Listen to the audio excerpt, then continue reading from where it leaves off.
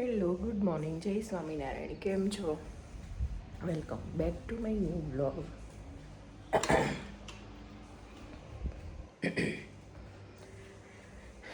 તો જો સવારના 5:30 પોણા 6 થયા છે. જો કે જે હતું થોડુંક વહેલું ઉઠવાનું, પણ મારે 10 મિનિટ તો એ લેટ થઈ ગયું. આજે છે આલુ પરોઠા. તો આજે હું નાવા ગઈ નહીં પહેલાં હું છે ને કુકર મૂકી ગઈ હતી, એટલે મેં કીધું બટેકા બફાતા થાય એમ. રાઈટ. તો હવે ફટાફટ બે છોકરાનું દૂધ બનાવી નાખું, મસાલો રેડી કરી નાખું, લોટ બાંધી દઉં અને પરોઠા કરી નાખું. કેમ કે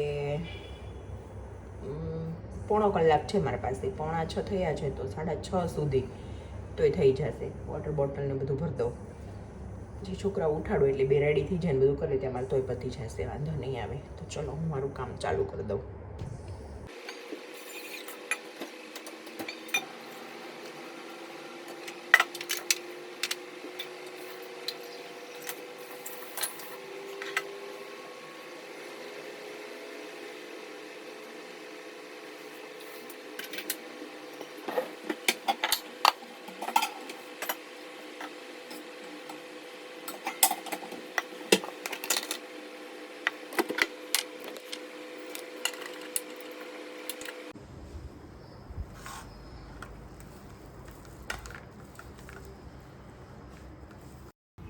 તો જો બટેકા છે ને બહુ જ સરસ બફાઈ ગયા છે, બહુ ફાઇન.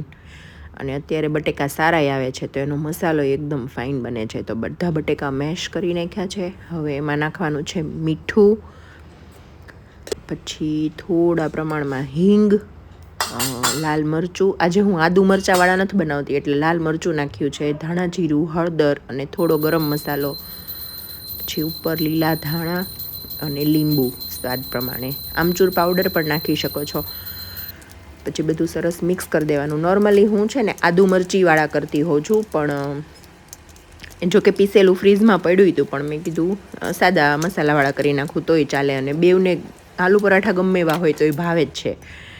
એટલે પછી લાસ્ટમાં થોડો ચાટ મસાલો નાખવાનો, એટલે મસ્ત ચટપટો મસાલો રેડી થાય ને. તો આ શું રોટલીનો લોટ થોડું એમાં સેજ એવું મીઠું નાખ્યું હોય પણ લોટમાં, પણ તોય તે છે ને આમ ચટપટા સરસ લાગે.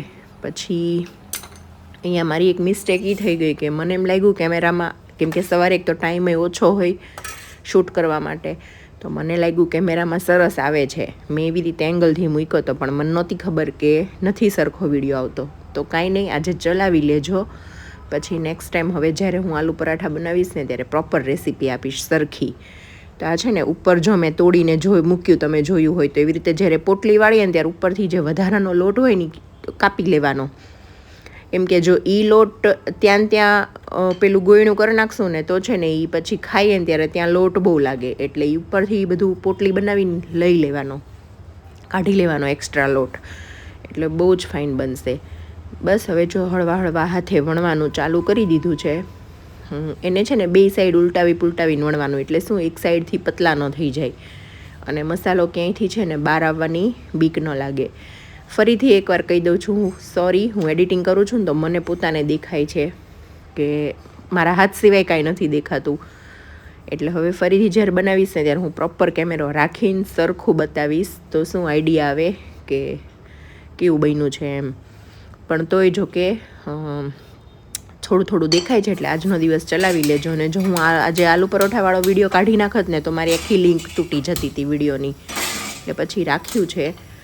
હવે લોઢી ગરમ કરવા માટે મૂકી દીધી છે, અને બે સાઈડ સરસ વણાઈ ગયું છે.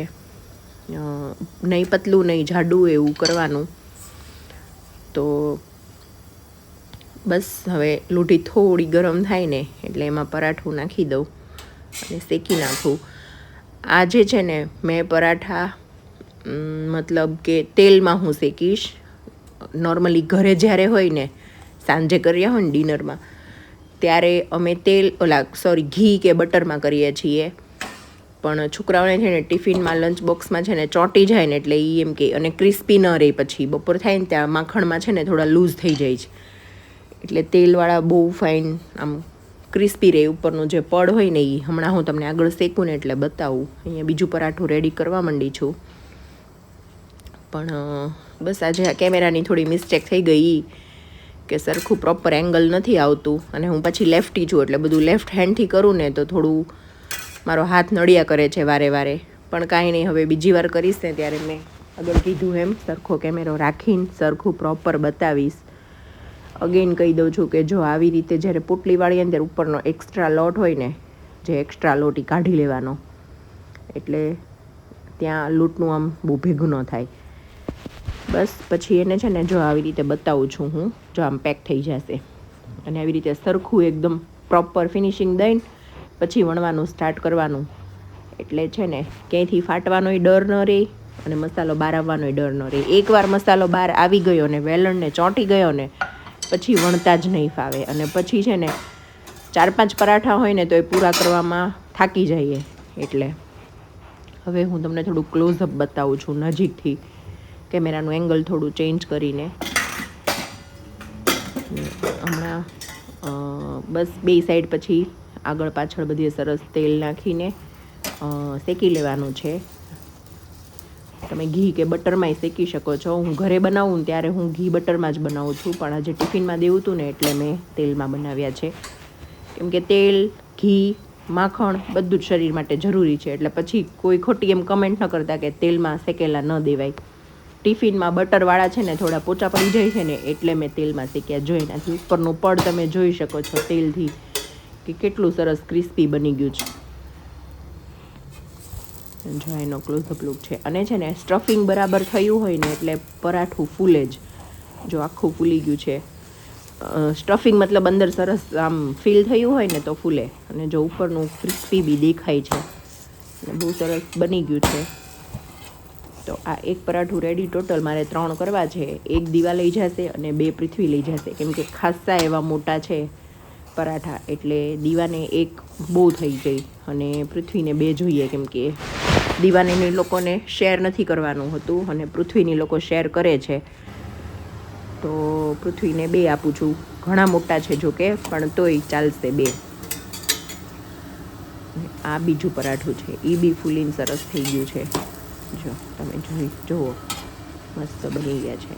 બસ તો અહીંયા મારા સવારના નાસ્તાની તૈયારી થઈ ગઈ છે. હવે બેઉના ટિફિન ભરી દઉં. હવે એક બાકી છે વણવાનું, એ કરી નાખવું એટલે મારું કામ પતે સવારનું. બરાબર, ચલો હાલો. જય સ્વામિનારાયણ. જય સ્વામિનારાયણ. હાલો નાસ્તો કરવા બધા. હાલો, ચા, રોટલી, ભાખરી, જેને જે મજા આવે એ. અથાણું, ચેવડો, હા, ખાવું બધું હાલ. હું ચાલુ કરી દઉં એમ. મને બહુ ઉતાવળ થાય ડીશમાં આવે ને એટલે. હો આપણે શાક ભાખરી 2 ઠંડુ થઈ જાય પછી નું ભાવે. હા ખાવા માંડો. આ બહુ જાજી થશે. આપી દઉં થોડીક. ના ચલો આવી જાઓ બધા નાસ્તો કરવા. જરાય ભૂખ નથી અત્યારમાં. બહુ ઠંડ લાગશે. બપોર પહેલા જ ઘણું ખાવાનું હોય. તો કઈ ખાતી નહીં. તો કઈ ખાતી નહીં. બપોર ખાવાનું હોય તો.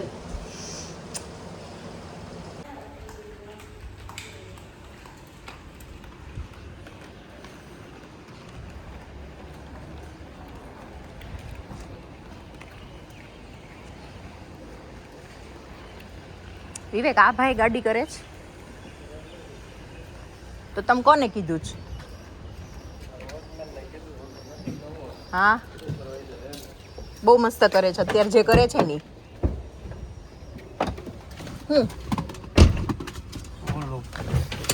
ચરક ક્યાં છે? ગાડી ઉપર. અચ્છા,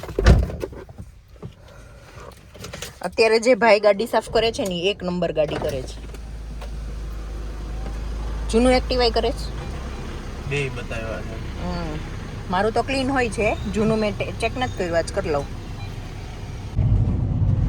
જો છોકરાને મૂકીને ઘરે આવી, નાસ્તા પાણી કર્યા, બહુ તાપ. નાસ્તા પાણી કર્યા અને બધું કર્યું ને પછી મને અચાનકથી યાદ આવ્યું કે આજે દીવાને બહુ તાપ નહીં આવે. આજે દીવાને છે ને ફિલ્ડ ટ્રીપ હતી, એટલે આજ ઘરેથી 100 રૂપીસ આપીને મોકલવાની હતી અને મને ભૂલાઈ જ ગયું. તો પછી જેવું મને નાસ્તો કરીને ઊભી થઈ અને યાદ આવ્યું ને, મેં તો મારા દીવાને પૈસા દેવાના હતા, ભૂલાઈ ગયા. તો હવે હું અત્યારે પાછી પૈસા દેવા જાઉં. જો તો અહીંયા છે ને અહીંયા પણ મારે એવું થયું, સ્કૂલે ધક્કો થયો કેમ કે મારી જે સ્કૂલની એપ્લિકેશન છે ને એ અપગ્રેડ નહોતી થઈ. તો જે ફિલ્ડ ટ્રીપ છે ને એ દિવાનીની લોકોની નહોતી, થર્ડવાળાની હતી. તો હું ગઈ અને પાછી આવી, પણ હવે કાંઈ નહીં, મારી એપ્લિકેશન મેં કરાવી લીધી છે.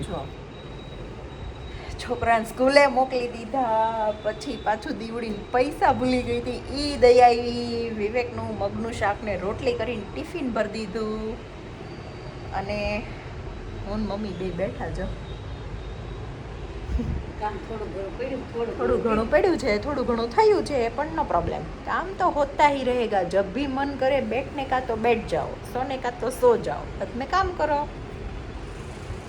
લાઈફ કો એન્જોય કરો, એન્જોય. 9:15 થયા છે, ગરમી લાગી, ઘડીક તો બેસી ગયા પંખા નીચે.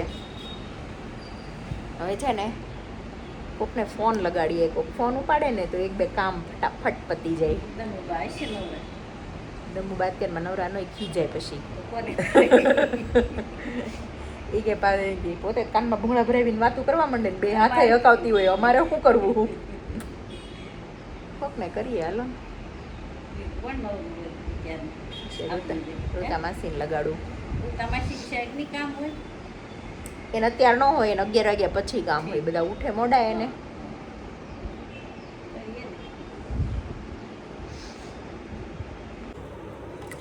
અમારું ગ્રીન પાણી બની ગયું છે. ચાલો જો વાગ્યા છે 5 અને પાણીપુરીનું પાણી બને છે.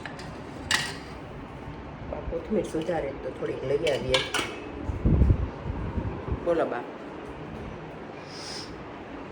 આમ આપી દો થોડીક સુધારેલી નહીં, ઓલી જાપન ચટણી કરવી છે. અને મમ્મી કરી દેશે તો પણ ટોપલી જેમ ન માપો, માટે પડશે, કાલની લેવી ઈ લઈ લે એ વપરાઈ ગઈ. તો આજે છે ને છોકરાઓને લેવા ગઈ ને સ્કૂલે, તો બહુ આમ ગરમી લાગી ને તો આમ પસીનો ને એવું થવા માંડ્યું ને એવું મજા નહોતી આવતી. પછી ઘરે આવીને ખાઈ પીને સૂઈ ગયા. છોકરાઓ બે છે ને ઓલા કરીને ટ્યુશનમાં જતા રહ્યા, મતલબ ઉબેર કરીને, ઓલા કરીને. તો અત્યારે હવે ફીલ બેટર.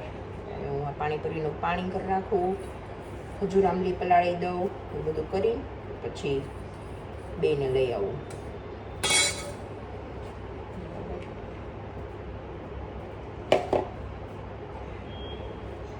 ઉડીનો પડ્યો છે ને તો જોડે જોડે છે ને ગ્રીન ચટણી કરી જ નાખું. પાણી તો બની ગયું.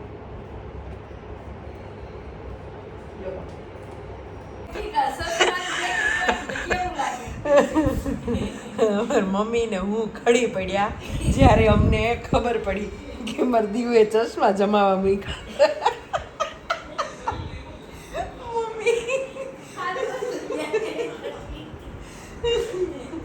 મમ્મી બટા પડી ગયા.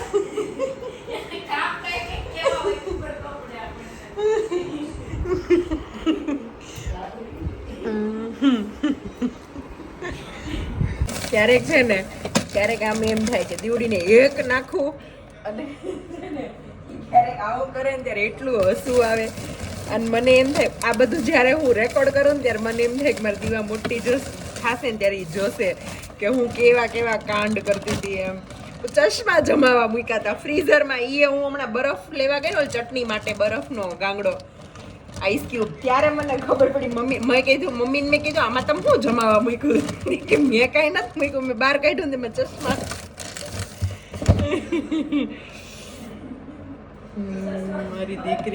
મારી દીકરી ખબર કે દીવા છે ને એવા એવા કાંડ કરે ને ખબર જ ન પડે કે એને છે ને ખીજાવું કે એની વાતો ઉપર હસવું. એમ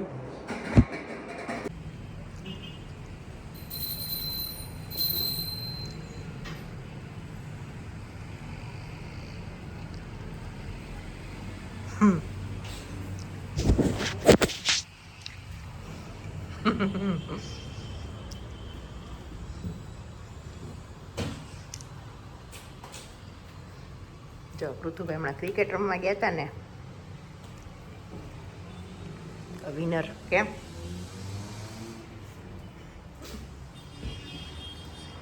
બોલો બા, હાલો જઈ આવી બેસણામાં. જઈ આવો. મારા દેરાણી પપ્પા ઓફ થઈ ગયા ને ત્યાં જઈ આવી જો અમે છે ને પાણીપુરી કેમ ખાધી ની ખબર જ નથી, ટેસ્ટ જ ન આવ્યો. ઉતાવળે કા ઉતાવળ હતી, મમ્મીને જવા નતું અને ચાલો હું પેલા મમ્મીને છે ને અહીંયા કાકાને ઘરે મૂકી આવું, ત્યાંથી બધા જવાના જ જોડે. હા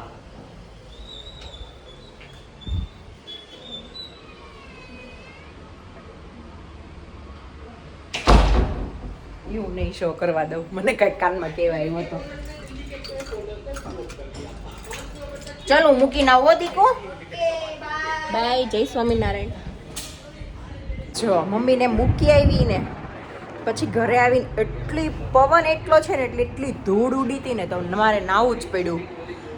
મેં કીધું હવે નાહી ધોઈને રિલેક્સ થઈ જાવ, કેમ કે આખો દિવસ જાવાવ કરવું ને એટલે એટલો પસીનો એટલો થયો હોય અને પવન હોય ને એટલે માટી એટલી ઉડી હોય ને તડકો ને ગરમી ને ધૂળ ને બધું. પણ મસ્ત ઠંડા પાણીથી નાય ને એટલે એટલી શાંતિ થઈ છે. 8:30 થયા છે. હવે પૃથ્વી દીવાને અહીંયાથી ઓલા આઉટડોર મેઇન ડોર ઉપર ફોન કરતો ઇન્ટરકોમમાંથી. હવે છે ને છોકરાને સુવડાવી દઉં અને હું એ સૂઈ જાઉં.